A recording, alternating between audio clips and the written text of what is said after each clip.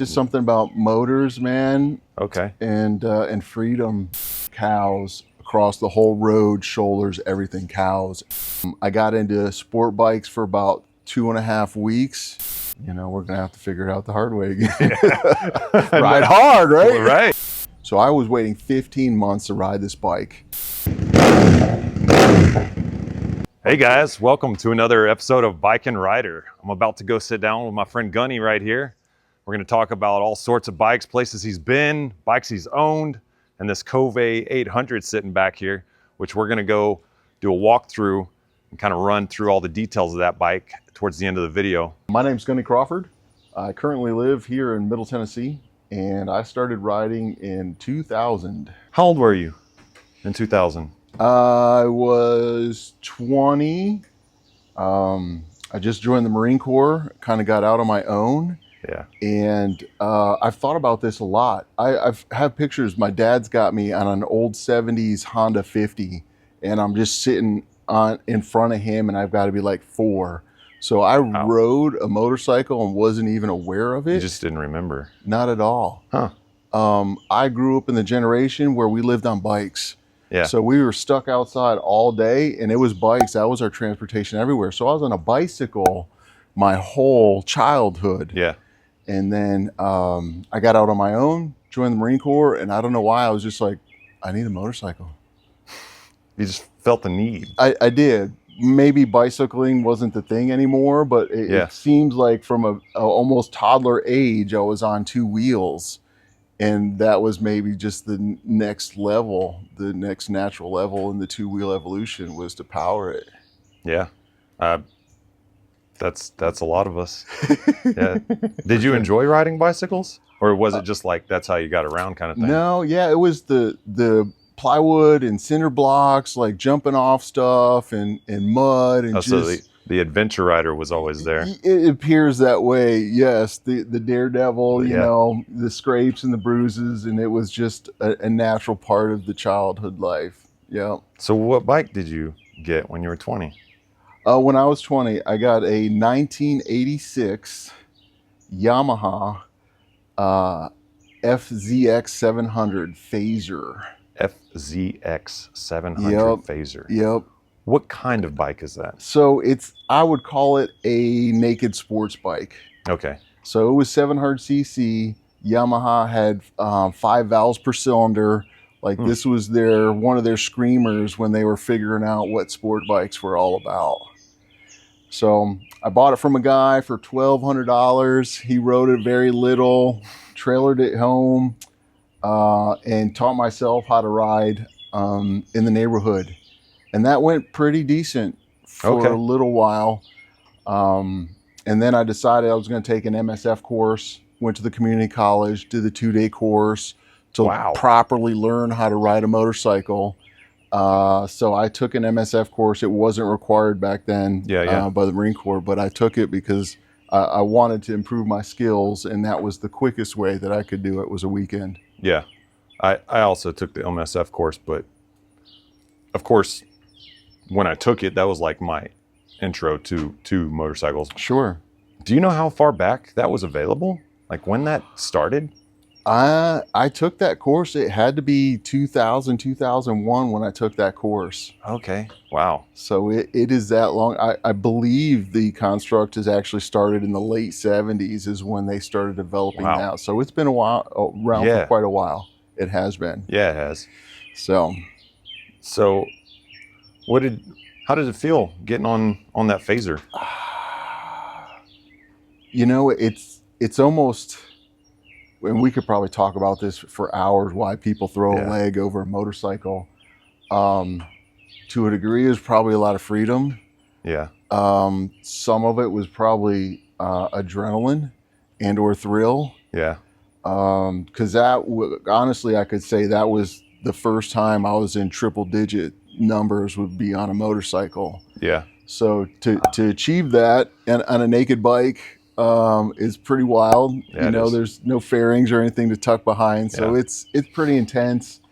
And man, it was a catalyst, man. Just kind of fanned the flame a little bit, and it just kind of went from there. So that learning experience that you had, you bought it knowing that you weren't an experienced rider. Right. And you just kind of fought your way through figuring it out. I did. Did it seem like more of a chore or more thrilling?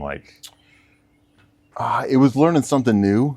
Okay. Right. So most motorcycles are kind of heavy, so it's learning how to ride that versus a bicycle.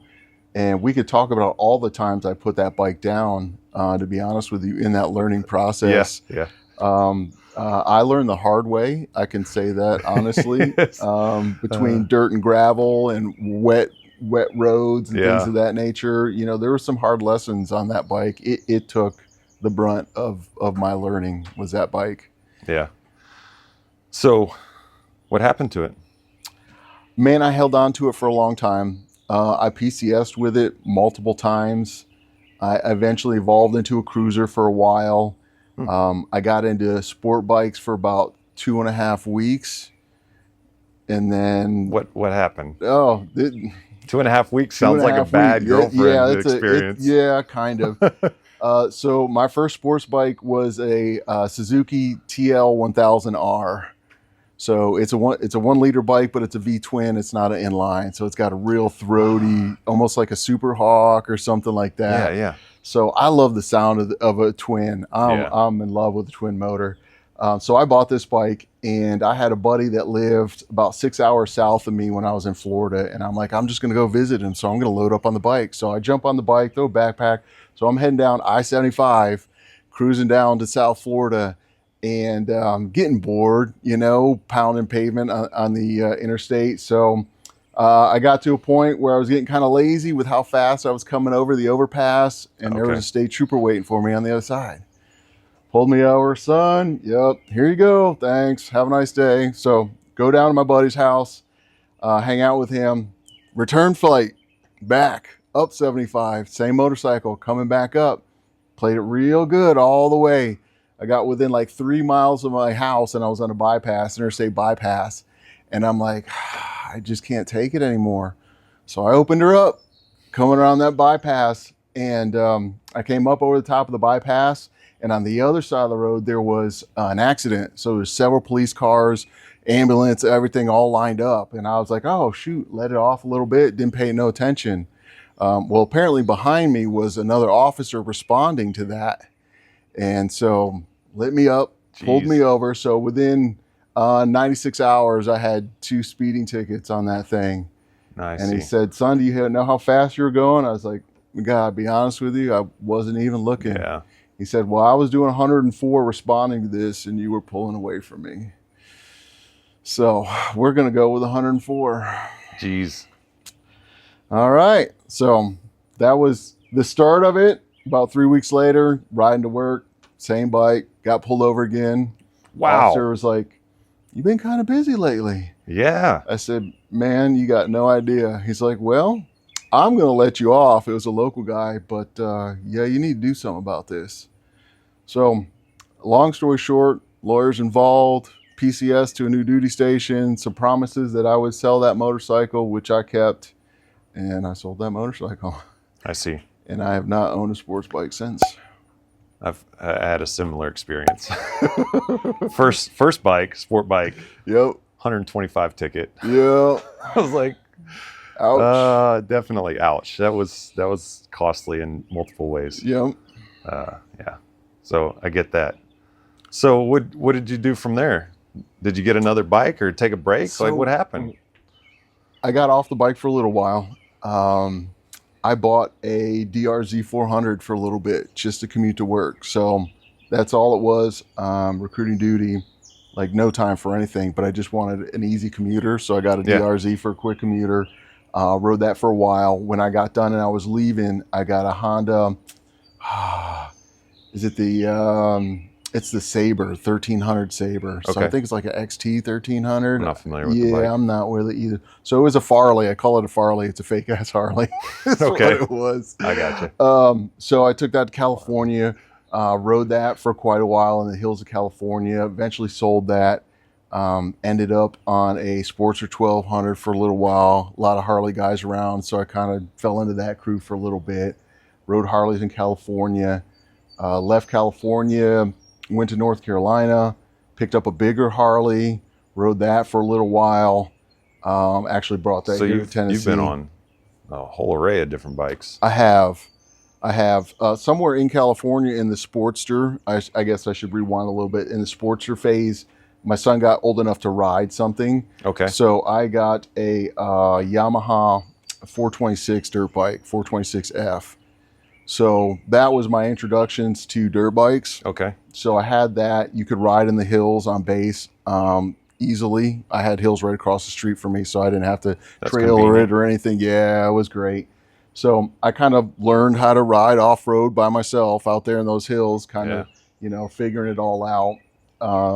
Got to North Carolina, kind of met some motocross guys. So I was actually cross-platform from California on, between on-road and off-road for the most part. I did sell the Harleys about 2019.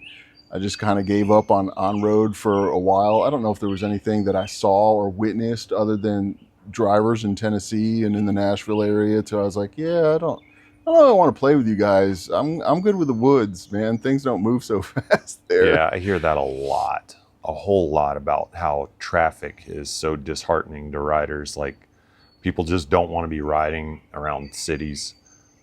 Living down in Houston, I know a lot of people that just stopped riding over time. When I met them, they were riding. Sure. 2, 3, 4 years later, they're like, not around here. Yeah. I sold it, not around here. I would say cell phones have a part of that to some degree. Huge part. Yeah. To where people are just, you can literally watch them while they're driving, like they're just not paying attention to anything. Yeah. And well, you being a speed bump isn't a precaution you have to worry about there for sure. They just don't realize. They don't. As a rider, and you see riders, like you have, even in the cage, a whole different perspective. I was following somebody the other day and it started raining on them. They were just getting dumped on, man. I just got behind them, created this huge gap of distance between me and them to keep the other cars away from them. But as a rider, I can appreciate that. So I kind of extend that courtesy to the riders when I have the ability. You know what I mean? Of course. So it's kind of been on-road, off-road for a good while. Gave up on-road for a while. Focus on dirt. You mentioned a son. So somewhere along the line in there, you had a motorcycle and then you had kids? I did. I can say there's probably, and it's almost like a truck, there's probably a hard stretch of more than a year or two that there wasn't some form of two wheels in the garage for sure. So it is something I could never shake or break free of was two wheels. Yeah. And again, that's probably a long conversation of why we're all there. But there was always something in the garage for sure. Okay. Yep. When your kids were born, or you I know you have 3, right? I do. Yeah. Okay. So as you started having kids, did all that kind of slowed down for you? Is that what you? Time constraints probably reduced the time in the seat, but it was always available. Yeah. It was always in the garage. So once he got big enough, we could get him on 2 wheels and 4 wheels. We did. Okay. And so he grew up riding. And so it's kind of a family thing now. I just recently introduced my wife to riding. She's backpacked for many, many years, now she is on her own 2 wheels now. So we're, growing there and encouraging that kind of behavior because she wants to travel with, especially when we got into adventure. That kind of opened her eyes to, wow, I can really go some places and see some cool things. Yeah, for sure. So, yes, sir. There's a lot of great sights to see, places to explore, riding the off-road stuff, the adventure and stuff. The adventure kind of combines, to me, the best of both worlds. So you want to get to these places, but you also want to ride in these places. So as a dirt biker, you got to load up and haul to wherever you're going and ride, and then load up and haul back. Whereas the adventure gives you the option to travel there kind of comfortably, ride and travel back. Yeah. So during all that time, and you were moving through quite a few bikes that you had. I was. Did anything happen? Did you have any places that you went to, traveled, visited that you really were just like profound to you in those younger years? On a motorcycle, is that your question? Man, I was even thinking about it just recently. So it wasn't long after I bought that Phaser, within the first, several months, that I rode from North Carolina to Florida on it. It's quite a ride. It was a long ride. Yeah. That was profound in many ways, because I understood how uncomfortable a sport bike could be when you're going, darn near 1,000 miles on it. It's a terrible experience. Yeah. And I didn't have anything between, around town to there. I'm just like, I'm just going to go to Florida, man. I'll save a whole bunch of gas money. It'll be a great idea. Right. Well, darn near 13 hours later, you come rolling in, and it was the sad part was like, I got to do it all again, go all the way back. Yeah. Like, there's no out of it at this point. And of course, it torrentially rained on me on the whole way back too. It was just, I've been there. It was one of those experiences where, like, I think I'm going to take the car next time.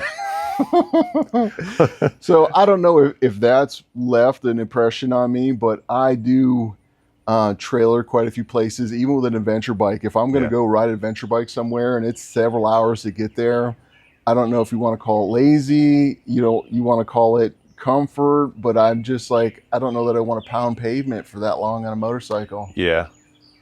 Looking at that aspect though, a lot of the guys riding adventure bikes, and you probably are too, you're not running tires that are meant to put 2,000, 3,000, 4,000 miles on the pavement.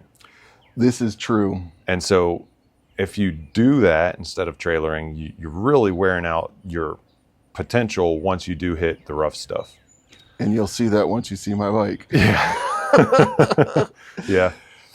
So I'm what I would call an oddball, I guess, in the adventure world. Okay. So with the people that I ride with, we try to enduro adventure bikes. So it's not, big GSs, long trips to see a waterfall. It's single track, double track. Like, we're taking bikes where they probably have no business going. Yeah. So the bike is very geared towards those types of situations with tires. My stock gearing is real low. So, highway on the bike that I have now is, I actually thought I would travel more on the highway with this bike. But once I re-geared it, put the knobbies on it, I'm like, this is not fun on the highway at all. Right. So I'm actually in the market for a highway bike. So I'm considering like a KTM 1290 or maybe a GS 12. Okay. Something that if I do want to go longer distance, I'm going to behave and keep out of the dirt as much as I can. I have something I can comfortably, throw a bunch of gear on, cruise somewhere.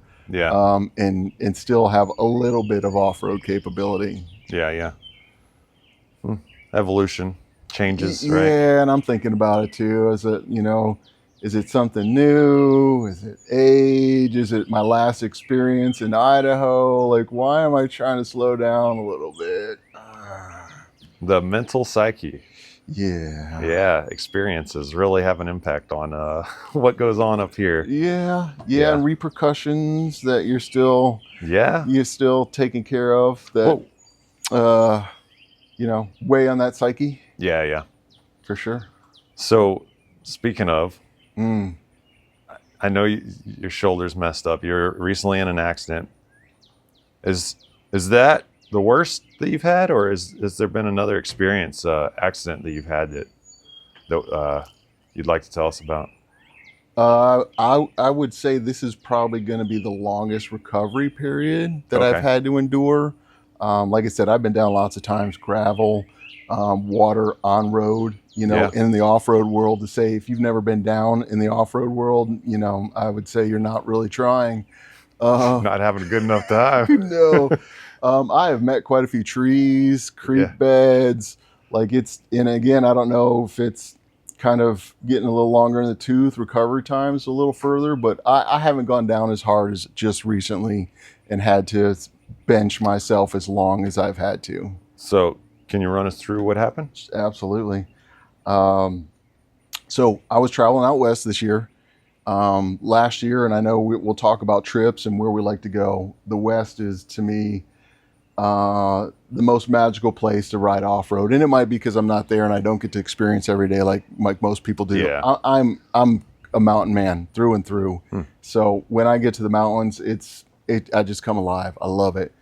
So we went last year. I took my son. We went hit quite a few states, and then this year I went with my wife and another couple that also adventure ride. So the cool. 4 of us linked up, and we were going to go adventure riding.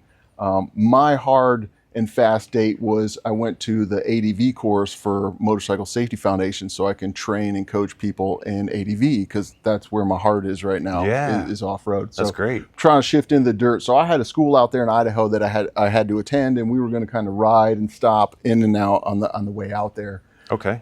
So we hit Colorado on the way out. Colorado is a fabulous place to ride. If you've never been, highly encourage Colorado. I've been a couple times, but I haven't been there to ride, and that's always like the pinnacle of stories that I hear from adventure guys. Yeah, we'll get you out there one way or another. I love Colorado. So we stopped, we rode there, continued on our journeys, stopped through Utah and ended up in Idaho. So it was a 3-day course. 2 days is riding the course and training each other, fellow coaches, while we're there. And then the last day is they bring actual students in, and our job is to coach and instruct actual people that want to attend the course. That's so cool. we were on day 3. I was about 15 minutes from where I was staying to, it was at a motocross park that had enough room for us. So it was about a 15-minute ride. It was really quiet, 2-lane roads, not a lot of traffic. So it was a Sunday morning, going in for the last duration of this to wrap it all up.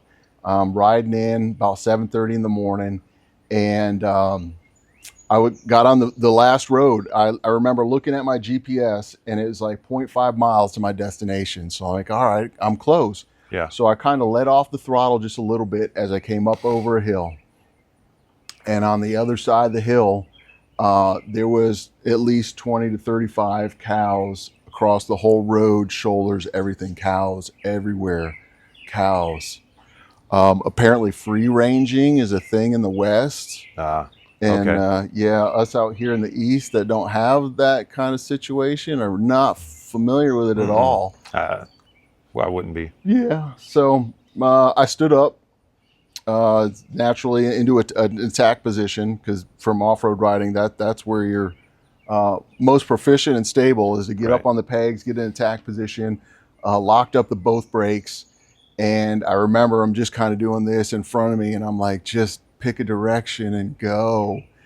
And made contact, lights went out, and I woke up with one of the other students. He was coming with his Harley up the road. Okay. So they had heard me coming to come to the course, and then they just didn't hear my motorcycle at all anymore. They knew something happened. Yes, they did. And they, there's a saying that loud pipes save lives, and well, you can argue it either way there. So he heard my bike not running anymore, so they backtracked up and found me. He parked his bike at the top of the hill to kind of stop oncoming traffic from coming over the hill. And finding me. Shout out to Blake for that. Thanks, buddy. Right. And so I kind of came to, and just excruciating pain. No cows to be seen anywhere. Oh, they vamoosed. They weren't helping you. No, they weren't helping me pick that bike up either. So I got up, kind of dusted myself off, messed up my arm, didn't know what I really did, but lifted my bike back up, jumped on it, finished my ride into the area where we were training. Yeah. And, they're like, you want to go home? Do you need medical attention? I'm like, dude, I've drove like 1,200 miles to be here. Like we're not leaving until this is done. Right. And so I taught a class with the students. They made a sling for me, so I had my arm in a sling, but I'm teaching, coaching students how to ride. And about midday or so, it became too overwhelming. So sought medical treatment. They ended up throwing me in trauma because I was unconscious. So they put me through trauma. Yeah. So I had concussion, bruised ribs, and a separated shoulder is what I walked away with.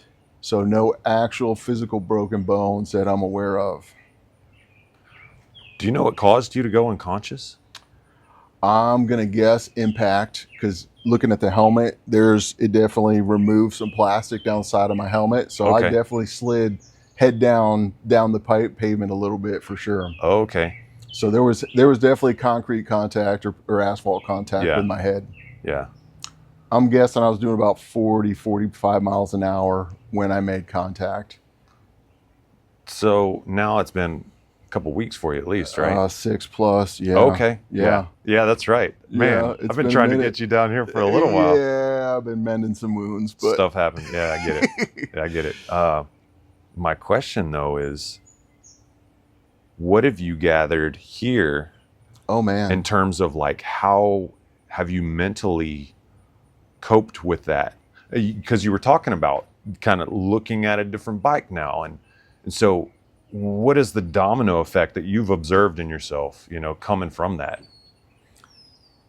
so to take it back one step forward, so I placed a deposit on this bike 15 months before it came to America. Right. So I was waiting 15 months to ride this bike, and then there was winter, no riding, and then there was spring. I get this bike, and I get it to me, and I get one good ride on it. I did the Chattahoochee BDRX on it, so I got one nice ride on this bike. Yeah. And then I basically loaded it up, took it out there, and now I'm down and not riding for almost the rest of the riding season. Talk about heartbreak, man. Yeah. That hurts. But to kind of fast forward, I guess, to the mental aspect of it and what's changed. So obviously, as a very logical person, I'm going to dissect what happened, what went wrong, what could you do. What I can tell you is I was in full gear, so head to toe gear. So the helmet took the beating. It wore through all my padding into the Kevlar on the gear that I was wearing. So if I did not have gear, or I just had like a long sleeve shirt or something, the situation would have been totally different. I was completely geared up, which I am a huge advocate for, especially now. I see people riding around, shirtless or sleeveless shirts, and I saw a dude in slip-on flip flops, and I'm just like, I hope it goes well for you. I really do. Don't be that guy. No, please. Don't be that guy. It makes me cringe just to see them. Please. Like, wear some boots, please. Put something on you. I got it. It's hot, and it's usually the best time to ride a motorcycle. Yeah. But when your flesh is removed by asphalt, you will not forget that situation. I had that happen to me on a dirt bike through sand. That was one eye-opening. I had a t-shirt on, and it pulled my shirt up, and I slid, and it just took all the flesh off my back. And the hospital removed it with I don't saline. even have details on that, and that makes me cringe. It was the saline removal that really just teed it off as, we're not going to play this game anymore. But being on the sidelines, I'm generally very good about blind corners and blind hills that we just don't carry a lot of speed through them. And to a degree, I got lazy with that, or complacent. Yeah. And coming over that hill, just assuming there's not going to be a car, a kid, a deer, a cow, something in the middle of the road that you won't have time to deal with. And so maybe back off a little bit. So I'll probably cautiously get back into road riding. And maybe that's why I prefer dirt a little bit, because you can kind of see everything. It doesn't move for the most part. Yes, a deer can jump out off-road, but for the most part, there's no cars moving. There's no traffic. Like the trees are planted stationary. Like you can see where all your objects are, and you can work to avoid them generally. Yeah. So, but to be on the sideline, to see missing, quite a few riding opportunities. Like I was getting super amped to get this bike. Summer's here. Like it's going to be on like Donkey Kong, and it's not. It's bummer. It is. So you're pretty bummed about it. Yeah. More than bummed? There's a lesson in all of it for sure. And it's perspective. I could be mad at the cows. I could be mad at this. I could be mad at that. Or I can take the situation for what it was, learn, evolve, and maybe get better. So you said you got back on the bike and you rode it, the couple minutes or whatever, that short distance to finish your course? Yes. Have you gotten on a bike since then? Great question. The short answer is yes, in a very limited capacity. Right, because your shoulder. I'm a MSF, a Motorcycle Safety Foundation coach. Right. So we've had situations where I've been doing private coaching for individuals. Okay. And demo riding is part of the curriculum. Right. So at least in a closed course at slow speeds, Okay. I have been on a bike. Have I been on that bike since? Not since I got off it. No. So I asked that because that's usually where we deal with the demons per se. Okay. That we picked up along the accidents, right? Sure. So when something happens, it's when you get back on the bike and you go, why am I hesitant here? You know? And that's what I learned last weekend, you know, doing the course with you actually, is that there was some hesitation on my right side that I wasn't experiencing on my left. And the water, I kind of felt like that was you know, God putting this obstacle in front of me because my previous water experiences haven't been so great lately. And, and so that hesitation around the wet, right? But I recognized that I was hesitant. And so that's kind of what I was looking for, is if there was something there, but you hadn't really been riding enough to really like hone in on growing from that yet. Agreed. And just to touch back on what you're doing is putting you in that situation with the water in kind of a controlled situation where you're, you know, it's slower speeds. There's no traffic type situation for you to kind of build that confidence back with that water, which is, I hope, some of what happened that weekend, to where you feel a little more comfortable on the water. But to answer your question, I have not been in traffic or on roads since. Okay. Again, hard learner. So I would say that there probably will be at least a day, and then it's probably gonna get cranked up, and you know, we're gonna have to figure it out the hard way again. Ride hard, right? Right, yeah, man. It's a lifestyle. Like, you can't help it. Yeah, it just happens. It is, man. Once you get on that throttle, and like I said, we can have long conversations and why you're on that bike. Yeah. And to me personally, those reasons are absolutely going to outweigh the reason I'm not on that bike. Yeah. So I will ride until I die, 100%.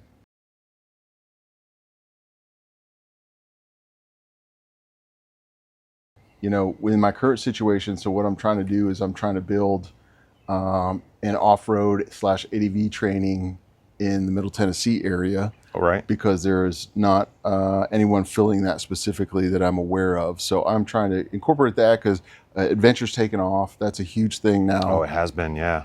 And I think a lot of it has to do with, it's a generational thing. Kids like me that grew up on bicycles out in the mud and dirt and ramp and stuff, you know, we've gotten to the point where we might have dirt biked when we were younger. And now we're at the life cycle where, you know, bouncing off trees and trying to clear doubles is probably not a great idea for a person of our age. So what's the next evolution in the motorcycle? Right. It's dual sport and ADV. So here we are, that market's exploded.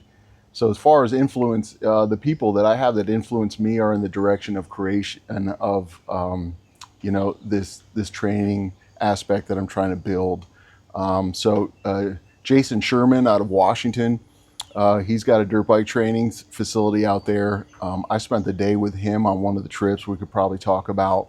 And just a day with him kind of changed a lot in the way that I was riding, and to the point of it's, you know, it was almost an instant level up after that day. Really? And it wasn't a specific training situation. Like, we were riding together and I was just kind of picking his brain on some things. And so he took a moment to explain some stuff. And then we would ride afterwards, which I feel it's important. Once you learn it, you have to apply it. So, you know, he would kind of teach me some stuff, and then we would start riding again. So it was kind of flat turns, gravel roads is what I was trying to focus on, coming a little faster through the flat turns. Okay. And so he explained some stuff to me. And so he's like, all right, well, let's go do it. So we were running, we were in Oregon, and I would come up and, you know, I'd kind of start hitting into the turn, and all of a sudden out of nowhere, I would, get your elbows up, get your elbows up. And he's literally like right here running flank with me on his Africa Twin. yelling at me to get my elbows up in mid turn. So That's here we great. are, mid turn. He's like, "Get your elbows up, get your elbows up." So that was just, I had never had anybody ride that close to me in a corner, and at first it was like, "What's going on?" And then Yeah, I'm like, shock. "Oh crap, Yeah. get the elbows up." So that really kind of struck me as, there are people that can train you at all levels. So to me, you can never get stagnant. If you think you ride to a certain level and you'll never get better, you can't learn anything, then you're just too nearsighted as a person. You need to open that sight up a little bit. And I feel there's a ton that I can still learn. But I have a couple other people, Chuck and Jason, that I talk to, and just kind of having a mentor, a person that you can lay questions on it and help you grow. Like I said, Yeah. as a person, it's important. But who inspires me to stay on two wheels? Really, man, it's Inspired you to get on two wheels? yeah, like I said, short of seeing that picture of me with my father when I was real young. Yeah. Just to know that I've been on two wheels my whole life. Like I thought it was just, I had a bike when I was a kid, and that's probably when it started. It was actually before that. I didn't even know it. It just kind of lived inside of you, huh? Yeah, it's just something about motors, man, Okay. and freedom. It's a quick way to leave some things behind. If you need to get away for a moment, it's a quick way to do that in my mind. And I'm the kind of person. I don't want to say I'm fidgety or like ADHD or anything, but I have to be moving. I'm a very engaged person. Huh. So riding a motorcycle is just, with all this going on, Yeah. it's calming to me because it's Interesting. engaging all the things that need to be engaged. And to me, that's my calm spot. Yeah. So that's one of the stronger reasons on why I like to ride. I've heard people say, riding is meditative. Agreed. And I believe it can be. Mm-hmm. But the reason I think that it definitely can be is because it engages our body so much that you have to be here. And you can't be out there thinking and out there thinking and out there thinking and worried about what's tomorrow, because when you do, the risk factor goes through the roof. Bad things happen. And if you're cruising down the freeway, you can, you're just cruising along. You can space out more often, right? And that's a little different than ADV dirt bike stuff, which is a whole lot more engaging. But the more time you spend, I think, in that engagement, I think you really dive into that meditative feel of it all, because you're so in the moment right there, and it really pulls you in. Yeah. I agree completely with the ADV and the off-road, because it requires you to do so much work, whereas on road you can kind of just, this could be your day, the whole day if you really wanted it to, but it's a little different on the off-road. It is more engaging, and what I really find is it is physically and emotionally exhausting. When you get done at the end of a hard day of off-road riding, you're spent. You're just spent, and that's a good way to get all that energy, that excess energy, out of your body, and just find that meditative calm or relax state. So let's take it back. Okay. You were talking about bikes you had, and you got some cruise. You spent some time in California. I did. Owned a couple of cruiser style bikes. Yep. And can you run us through and bring us up to speed to where you're at now? Like what was you said you got a dirt bike out there. You bought, your son was born. You got a 426 Yamaha, 426F. And what happened to those bikes? How did it go from there?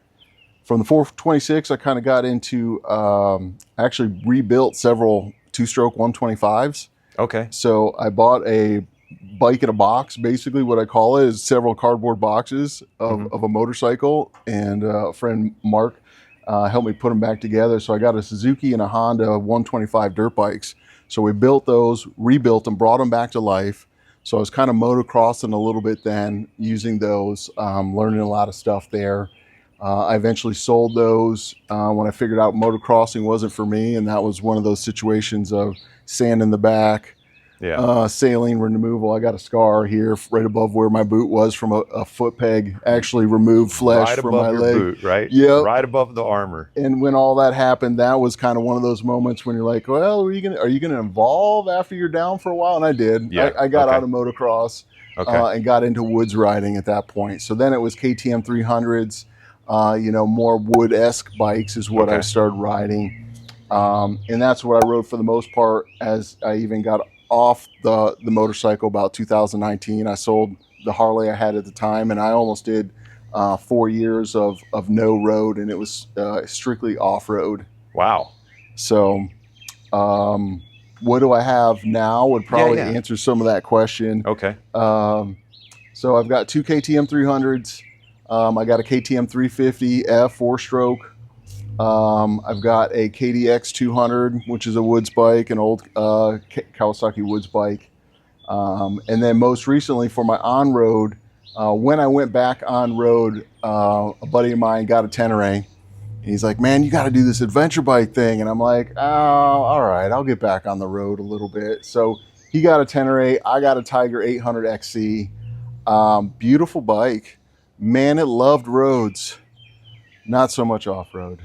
Okay, not for the stuff you were used to or trying to put it through, right? Oh, yeah. To try to make it into a dirt bike, I have somebody that tried that. It doesn't work very well. Yeah. So I let go of that. I held that for about 6 weeks, rode it a few times, got it in the dirt a little bit. Yeah, and I was like, this is just not it.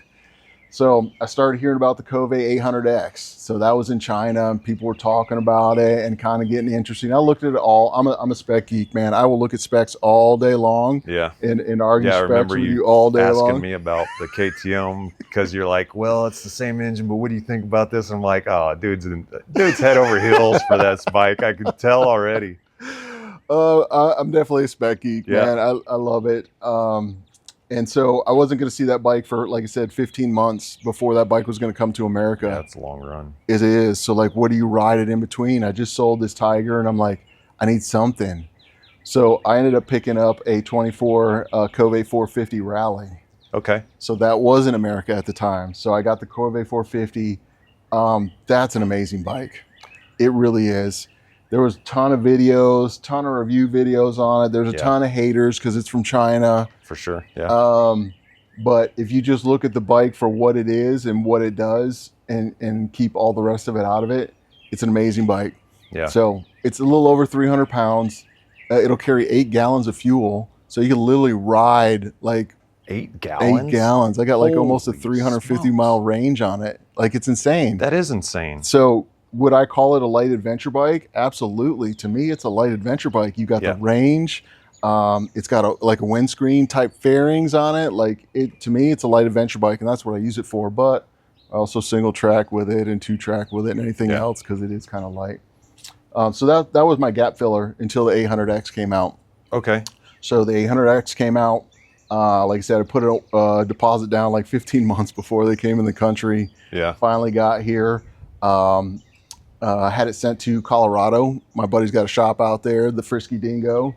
So I had it sent there, and the Frisky Dingo, man, Pat is my man.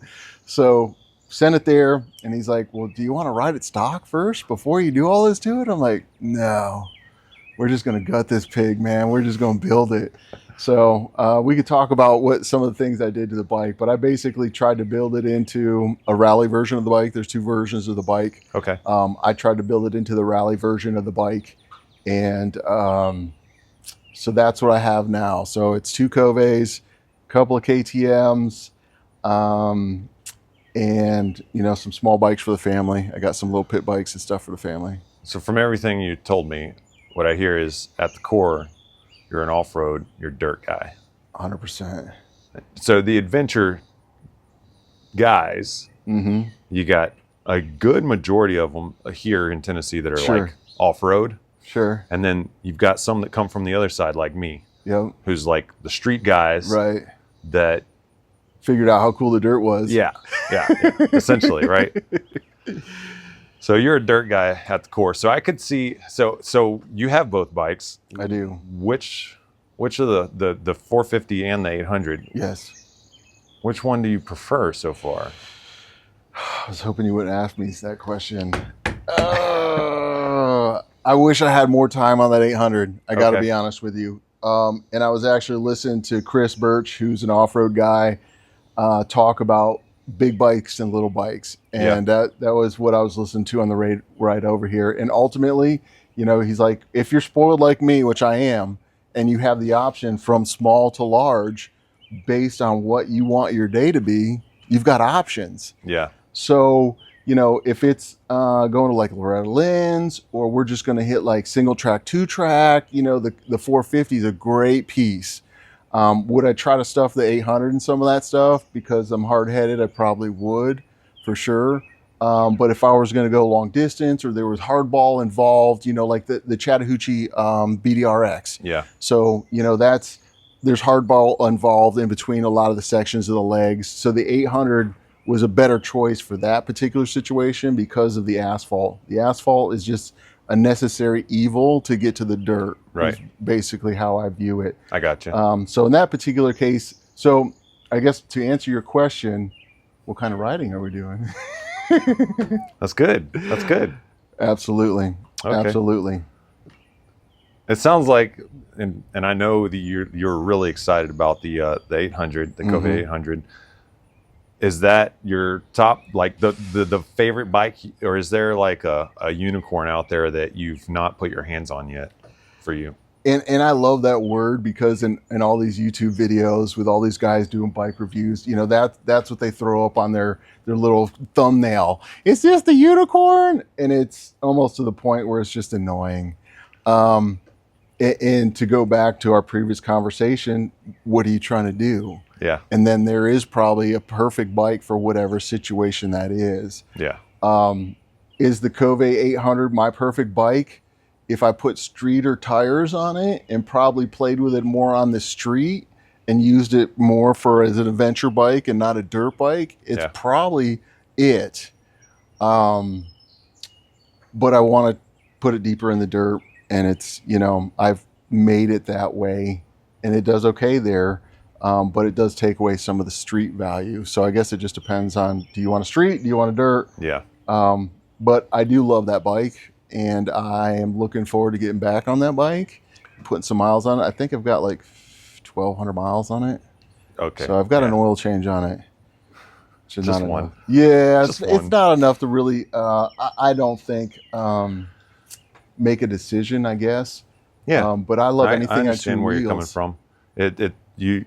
You've had the pleasure of and the luxury of having that variety of bikes at hand for you and experiencing many different bikes. And so I get where you're coming from. You don't really have that.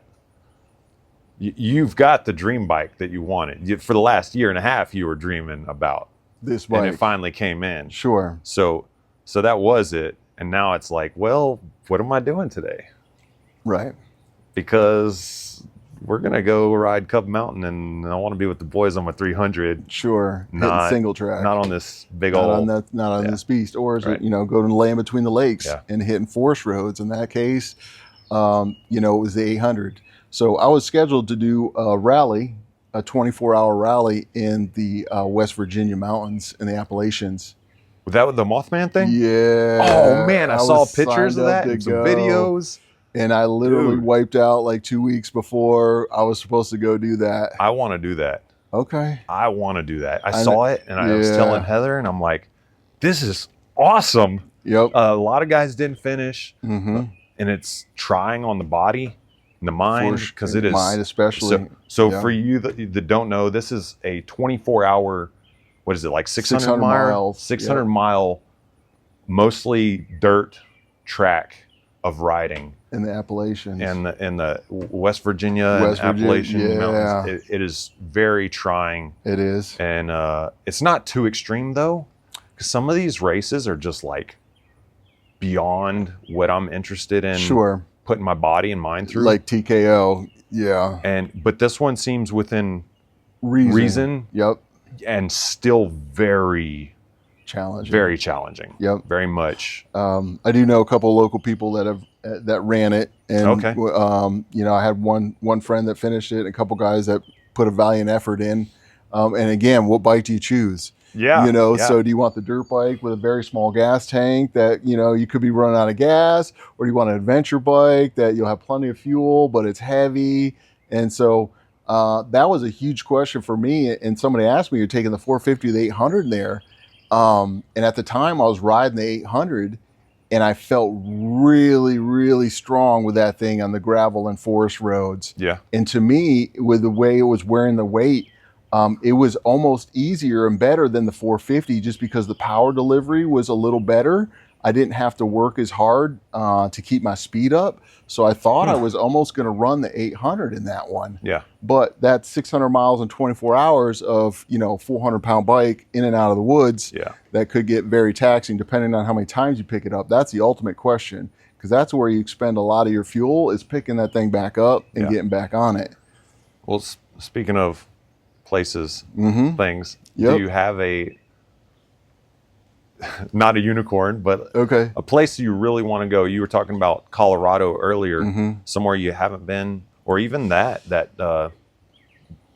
what is I call it the Mothman Challenge. Sure. I Yeah, it's what it was. Yeah. Okay.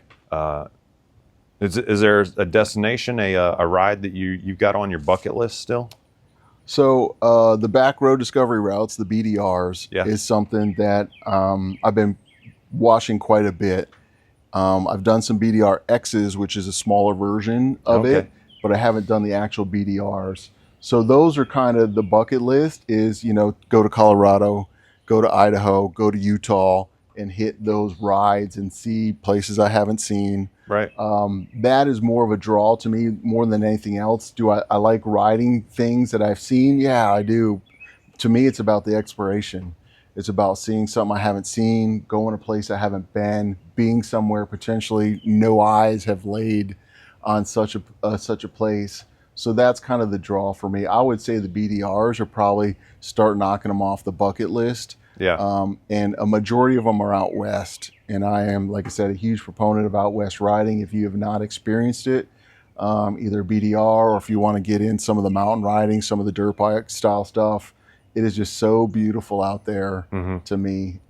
That's where my heart goes when I want to go riding, for sure. I see.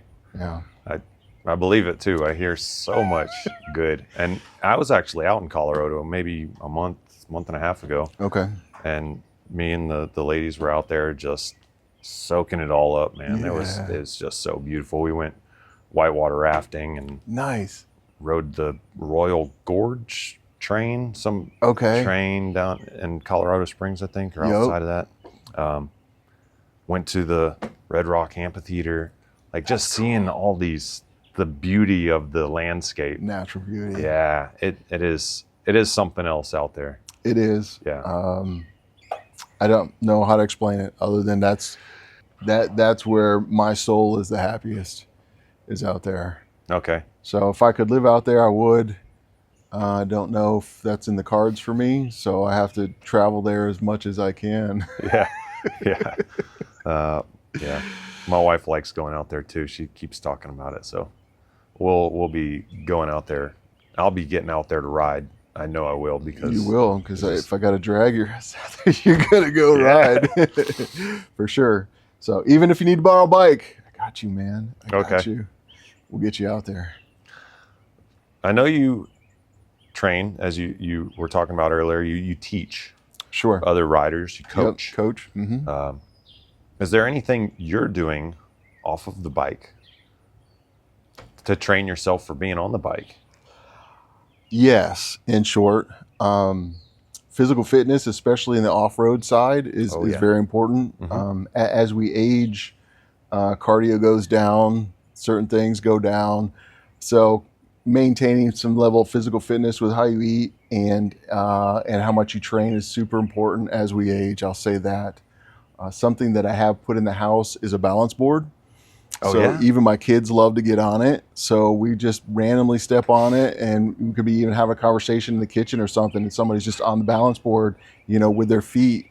I think that is a great tool if you are not accustomed to riding standing, and or using your body weight and balance to control a motorcycle. Because if you're doing this, you don't have to. I think that's a great way to build some core strength, but also some of those characteristics like your balance and weight shifting and learning how to counter shifting and things like that will do wonders for you off-road for sure. Tell me, what is this balance board? Well, it's basically just a round board, and it's got like a ball on the bottom of it. Okay. So you stand on it, and the ball obviously is not flat, so it's going to flex with your weight and kind of move your body in a direction, and you have to counteract all these movements with your legs and with your body weight. So highly recommend it. They're like $20 on Amazon. I think I'm gonna get one. I would try it. And like I said, even the kids love to get on there. They find it so amusing as well. So. I use a Bosu ball. Okay. Are you familiar with that? I'm not. It's a half ball essentially with like a flat plastic back. Yep. So it looks like, a half moon shape. Sure. And you can lay it down on the ball side. Right. And you can add or subtract air from it to give it different levels of pressure. Okay. Which I've recognized also as different levels of difficulty. Sure. But I'll put that on the flat side with the ball up. Okay. And stand on that one-footed. Okay. And balance there. With the ball side down on the flat side, I find it too easy. Sure. But what you're talking about, a balance board, changes the dynamic of it. It's not a half ball, it's a ball in the middle. Yep. So your sides can do this. Flex very much. Yep. Yeah. So it sounds like you're on the right path for sure. Similar track, yeah, man. Yeah, similar, very similar. But that's great though. I think that's helpful. Yeah, obviously, static balance on a bike. While it's not moving, trying to master that is a great way to get better off road. Yeah. But it's all about the weight shifts, and always trying to win a slow race. Yeah. And once we drag you out to the ADV course, because once I teach the ADV course, we're going to have Dan the Duke out for that. So you'll see body weight shifting is very key. Yeah. In the off-road situation, and we'll do it on the KTM, man. It'll be wild. It'll be wild. Okay. Well, I don't have any more questions for you. Okay. Except for that bike. So Gunny brought his bike, and we're going to head down to the garage, do a little walk around, and talk about the Kove 800. Oil your chain. Oil your chain. All right. So what are we looking at here, Gunny? So this is a 2025 Kove 800X Pro. I put a deposit on this bike 15 months roughly before it came to America. Yeah. They released it in China for a while. It went to Europe, and then the States was the last one to receive this bike. This thing caught my attention mostly for the size and the weight. For the horsepower ratio. Okay. Is pretty dramatic. So it's a parallel twin. Very similar to Desert X, Tenere. Most of the adventure bikes now are parallel twin. Yeah. This motor is actually based on that motor, the 790 KTM. KTM, yeah. Is the basis of this motor. KTM did have a little bit of a cam hiccup with their motors. For sure. And so there was a huge question on if this motor would inherit that. And so far, with the individuals that I've seen in Europe and China put high miles on them, hasn't been an issue. You said you've done one oil change? I've done the initial oil change. Did you see any metal in it? Some small flakes. Okay. So yeah, I actually did a video on that, but yeah, there really wasn't much in there to be worried about at all. So it's got 2 screens and a filter. Yeah. So it's a highly filtrated motor. Yeah. And maybe that helps that situation. It doesn't.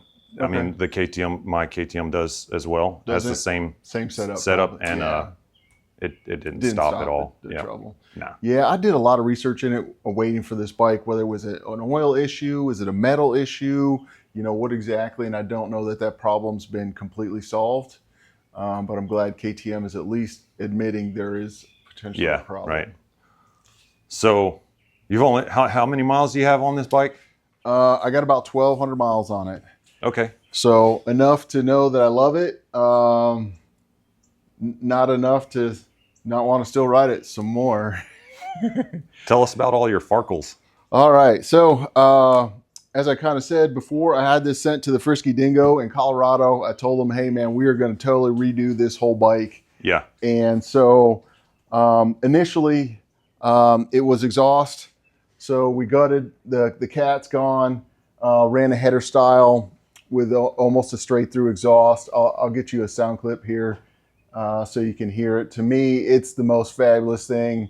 It's like a cross between a NASCAR and like a parallel twin, and it is just it's when you say music or road noise, that's usually the reason I'm not listening to music. So if it's just cruising, it's kind of whatever. But when you're in the woods and you're constantly in that throttle on and off, and to hear this thing, you know, when you engine brake down a hill or something, man, it's just, I mean, I can't stop wearing a smile. And so that's a lot of it. Oh yeah.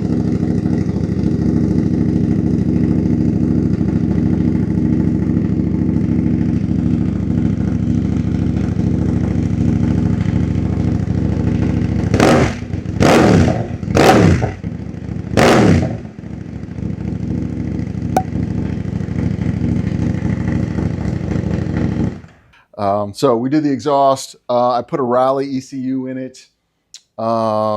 We changed the rubber on it immediately. It had like a Scorpion, Pirelli Scorpion style tire, comes from the factory. Okay. I wanted something a little more aggressive, so I went with Tusk and their Waypoint and 2-track style tires. Don't have a lot of complaint about the traction, although after 1,200 miles, looking at the tread, I'm hoping to get to like 2 or 2,500 miles. That might be hard pressed. So some other things that we had done here, hand protection is important in the woods, 1,000,000%. Won't run without it. I did get levers that won't break because they flop around. Yeah. So I did change the levers out. I went with a high fender kit. So it originally comes with a low fender. Okay. Kind of like on a regular motorcycle would. Yeah, yeah. And so, you know, it's Rally inspired. It's not the Rally version, but I like the Rally bike. So I'm basically building a version of it myself. So I went with a high fender kit. It actually came with these steel shock protectors, which is fabulous. I love that. And it looks like that one's already bent. So that's probably for my little trip to Idaho right there. That might be cow. Right there, and as I showed you earlier, we still got some cow fuzz left on the bike from that initial impact. Skid plate, I feel is super important to have one of those for what I do. My version of adventuring is very intense and very. It looks like a steel plate. It basically, it's very beneficial for those that abuse their equipment, which I've put myself. Did it come with a plate? It did. It came with something very similar to like a CF Moto 450. I think the 1080 comes. It's kind of like a bottom plate. Yeah. So you can kind of slide over obstacles maybe, but it doesn't protect like your headers or anything in the front. You know, you got O2 sensor in there. Right. So I wanted to get something that would protect the front of the motor for sure from rocks and stuff. And what about these like crash bars you got here on the left and right side? Are those factory? So these are actually factory. Yes. Okay. There's that's another great feature of this bike is these two pieces come standard on the motorcycle. I added the frame saver here, which actually did its job, as you can see. Nice. Oh yeah. And yeah, it protected. I didn't even get into the bars when I went down. Scuffed that a little bit, and the exhaust took a little wear, but as far as physical damage to this bike, and as you can see, I ate up my handguard just a little bit. Yeah. The bike didn't receive hardly any damage compared to me. I think I would much rather replace parts than sit on the sideline like I have, but you know, lesson learned. When you told me about that happening, I just thought this whole bike was like annihilated, like just bent up and wrecked, and I'm mind blown to see it here in this condition. It was one of the few times I don't run a camera, and the one time I wish I had film to see what actually happened. Yeah. If you want my guess, I went one direction because I ejecto. That's my calling card there is I eject. I don't want any piece of this bike and what it could do to me. I imagine it kind of maybe went down the road a little bit before it went down. So I think it might have scrubbed some speed. a little bit, and then obviously it went down on the side, and I went that direction. So do you think any cows were killed in the making of this film? There was no bodies. No bodies. That's good. I was really hoping to take a steak or a burger away from it and kind of, get some retribution for the situation, but that's not how it went down. Not how it went down. How are those brakes? So it's Tasco? Yep. Looks like is the brand. It is. Dual in the front, single in the back. They are fabulous. I can tell you that I have no complaints with those brakes at all. I actually locked up the back brake before that cow incident, and there's 6 foot of skid. So that's how much reaction and time to scrub speed before impact was 6 feet, which is not enough.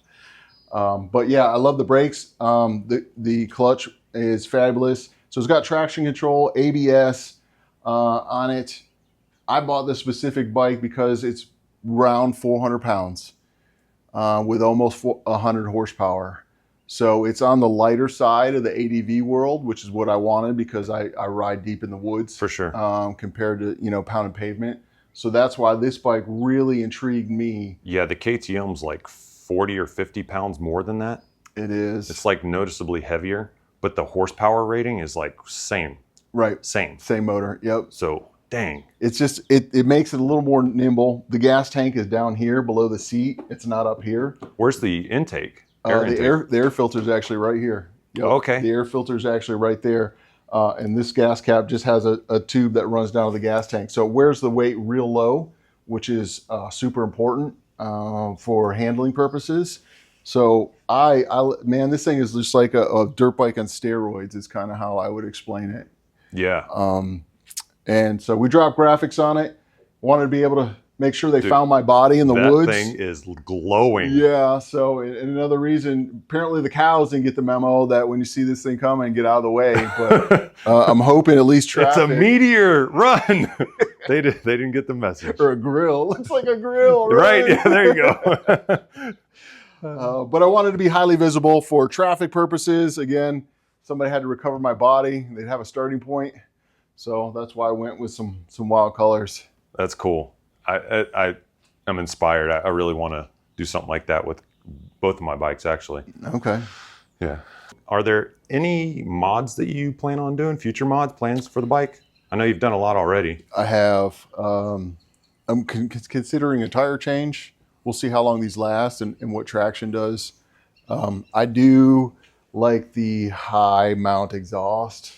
I think that's so sexy. I'm probably going to lose a foot peg over it, but just to have it tucked up under the tail. Oh, I see. Yeah, okay. Just get the exhaust out of the way, clean up the back end. I think will look really nice.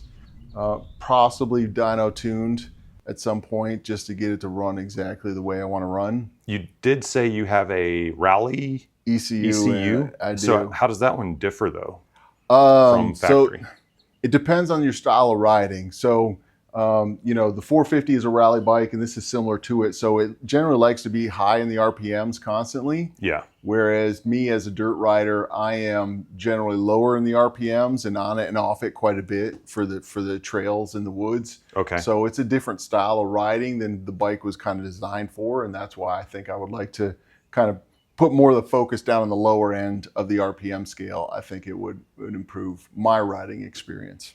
Okay. And I didn't hear you mention anything about airbox mods. There is a high flow, which very similar to a K&N is what I put in there. It came with a paper. I changed that out. So it does have a high flow in it. I don't know that there's a whole lot else I'd like to do until I break something. Yeah, so right. we'll see how that goes. But when you have Forced all these mods, these guards up. Oh, I am thinking about putting kind of like the black metal exoskeleton on the back. Okay. For tying down gear, as right. far as maybe throwing some bags on here and being able to travel with it. So that's possibly in the future of what's coming here for the Kove. Well, Gunny, thank you very much for joining us, man. It was a pleasure, man. I appreciate you having coming me out out for here. the interview. Yeah, it was a great time. It was a good one. Sure. Hey guys, thanks for watching. I appreciate all your viewership, and hope you appreciate Gunny as much as I do coming out here for this interview. Remember, live free, ride hard. And I'll see y'all on the next one.